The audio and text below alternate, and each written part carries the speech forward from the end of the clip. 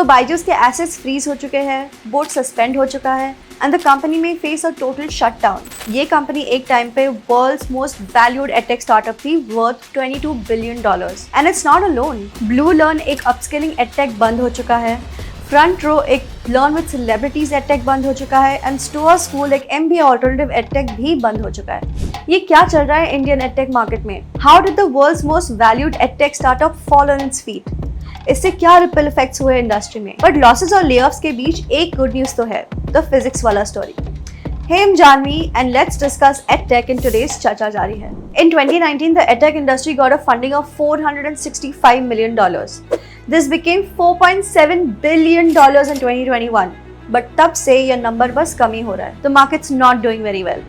Here's why. 2020 में when everyone was stuck at home because of the pandemic, तब online learning की demand सबसे high थी। Edtech firms like Byju's, Toppr, Unacademy, Vedantu, everyone saw a great rise in their traffic. Byju's added 7.5 million new users to their app and Topper saw 100% growth in their paid users। इस period में lot of edtech firms came into the industry क्योंकि सबको funding मिल रही थी। And इसके वजह से the CAC or the customer acquisition cost was at its peak. It went from 20 to 25% to about 70 to 75%. CAC का मतलब है एक new user लाने के लिए आप कितने पैसे spend कर रहे हो. All these edtech firms were spending like crazy because they were trying to target the same people. इसी दौरान बहुत सारे acquisitions भी देखने मिले and Byju's was leading the race. Just look at this. Byju's had become a poster boy for Indian edtech. By 2022, it was India's most valued startup and the world's most valued edtech startup. But this was not going to last very long. Pandemic के बाद naturally online learning की demand गिर गई, losses बढ़ते गए, revenues कम होते गए, and Byju's was hit the most. Just look at how the valuation of Byju's has fallen. Byju's is now the largest loss-making startup of India. Byju's every single day in that financial year lost 12.5 crore rupees. इसका impact तो पूरी industry पे भी पड़ा.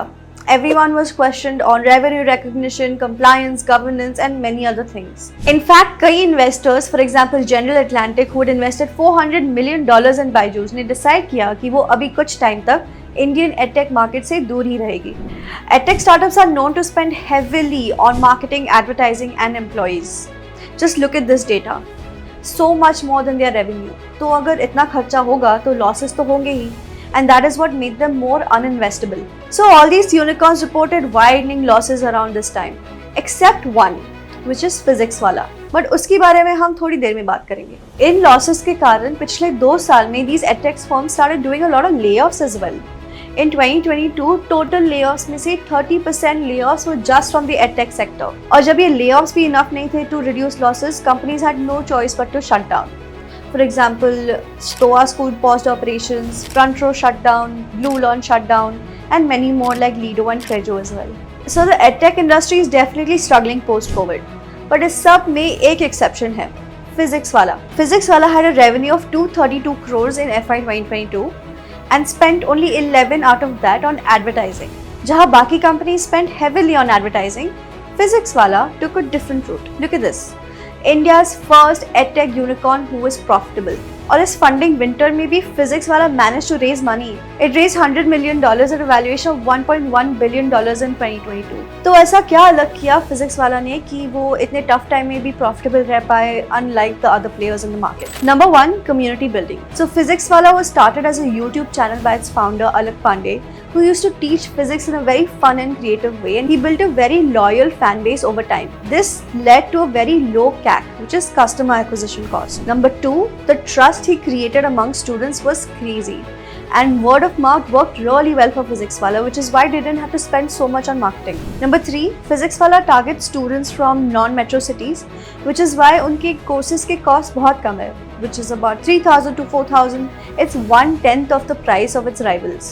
Here's what Ronnie Screwvala said on the Nikhil Kamath podcast. The other way to look at that is he built a business very frugally, accepted that you don't need money on it, and it's taken a fair bit of time to come to where he has. And I think that's where the credit comes. तो physics वाला की success देखिए एक चीज तो sure है, It's not all bad in the edtech market, and the future is definitely bright. GSV Ventures, an investment firm, is quite optimistic about the Indian edtech market. They say they are still very active in India, and it's a good time to buy swimsuits in the winter. In fact, Gaurav Munjal also had something to say about this time in the edtech market. There is this sort of negativity about edtech, and the people who are in edtech know that it's a phenomenal sector. It's amazing. And now with the boom of AI, even edtech is using it in different teaching methods.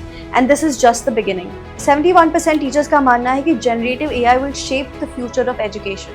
In fact, Physics Wallah also launched an in-house chatbot called Alak AI. And what's more, ये सब edtech companies, Unacademy, Vedantu सब offline market में आ चुके हैं. Physics Wallah has about 130 offline coaching centers across 105 cities. Plan simple है, offline और online दोनों services available होने चाहिए. So future तो bright है ही, but आपको क्या लगता है? How soon will this happen?